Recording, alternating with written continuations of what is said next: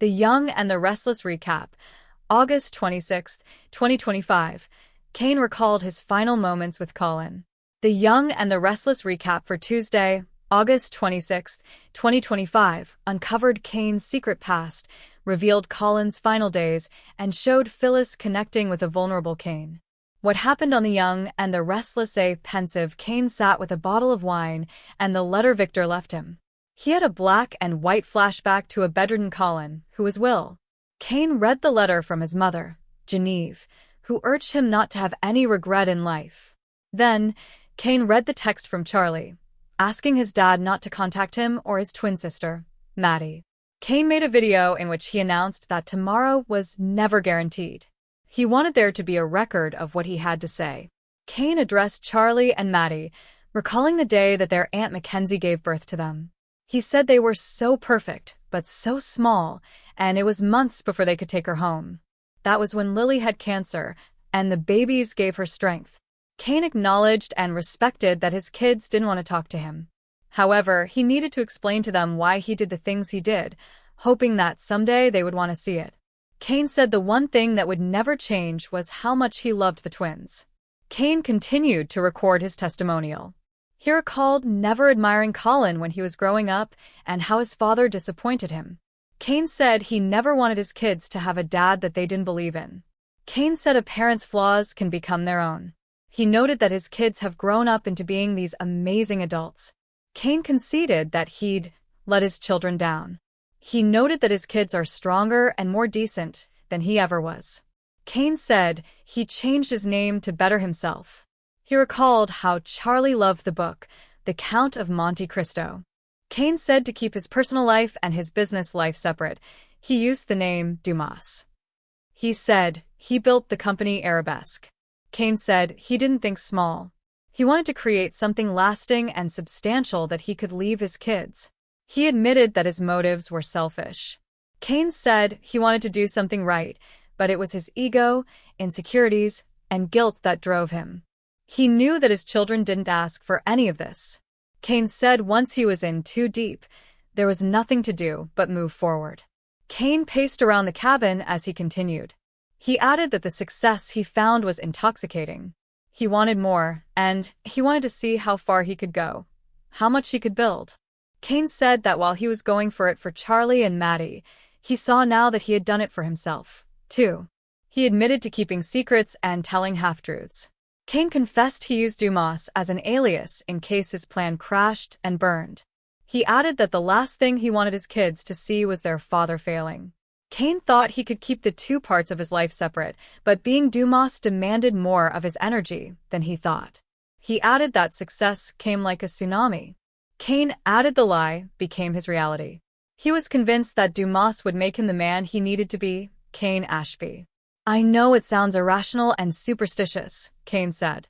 Phyllis entered, unseen by Kane. She heard him apologize. Kane continued to apologize to Charlie and Maddie. He told Charlie he missed his graduation due to logistical issues. Kane told Maddie he should have stayed after a fire at her campus, but he felt he needed her mother more, so he told himself it was okay to leave. It was always the same logic, said Kane. Kane recalled Colin dying and how that left him on his own.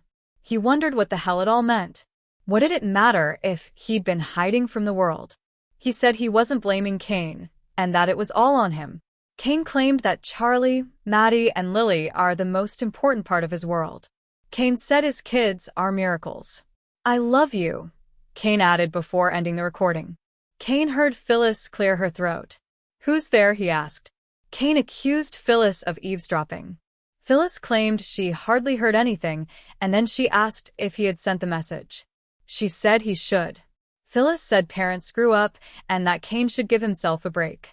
She pointed out he was attempting to make amends. Phyllis told him to send the message and not do it in person. Kane pointed out that they won't see him. Phyllis said that Charlie and Maddie will rip the message to shreds. But she pointed out that the video was filled with love. Kane said he didn't raise the kids, but Phyllis said he did when they were little. Kane said his children have every right to judge him. Phyllis poured herself a drink. She said if she doesn't send the message, it'll be on Kane. Kane changed the subject by asking her what she was doing there. Phyllis told Kane she researched AI and added that it was a technology that was moving very fast. She told him he could use an axe to chop firewood, or he could use an axe to be an axe murderer. Kane said he was not a killer. Kane showed Phyllis the letter that Victor provided. Kane said she owned the chateau before he or Colin did. Kane explained that this was Colin's last and final scam. Phyllis said she'd love to know what these people looked like. Phyllis said Colin made the woman happy. She said that Jill loved him, too. Kane said Madame de Leon had no idea who Colin, aka Lord Jeremy Edgerton, was. Phyllis asked how Victor got it and if the letter was real. Kane didn't know. He said he wasn't sure how Arabesque would be affected if the letter were to be exposed. Kane said he lost his father while building an empire for his children, and now that empire may have cost him his children. Phyllis asked Kane to cut himself a break and promised him that Maddie and Charlie would come around. Kane asked if Phyllis handled her estrangement with her kids. Phyllis advised Kane to get a hobby that did not involve Lily. Phyllis said Lily doesn't want a reconciliation. Kane asked Phyllis if he had become the worst parts of Colin. Phyllis said the man she met in Nice had the world in the palm of his hands. She said that Kane's plan was inspiring and he needed to put it out there in the world. Phyllis noted that Colin gave a sweet old woman the time of her life. Phyllis said we all lie. Is that what I should tell Charlie and Maddie? We're all liars. Kane rhetorically asked. She pointed out that sneak attacks happen every day in Genoa City. Phyllis told him that he was a moral person. Phyllis said she found him to be dark and slightly miserable. We are business soulmates, Phyllis told Kane. Kane told Phyllis they were good and that she could leave. He invited her back for dinner. She said she'd think about it. Don't spiral, she advised Kane. They had a lot to do. Phyllis left. Kane pulled out his phone and sent the video to the Ashby family group chat, including Maddie and Charlie. Kane had a black and white flashback to being with Colin. He tried to read information off his phone to him, but Colin said there wasn't any more time.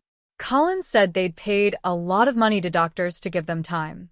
I'm tired, Colin shared. Too tired.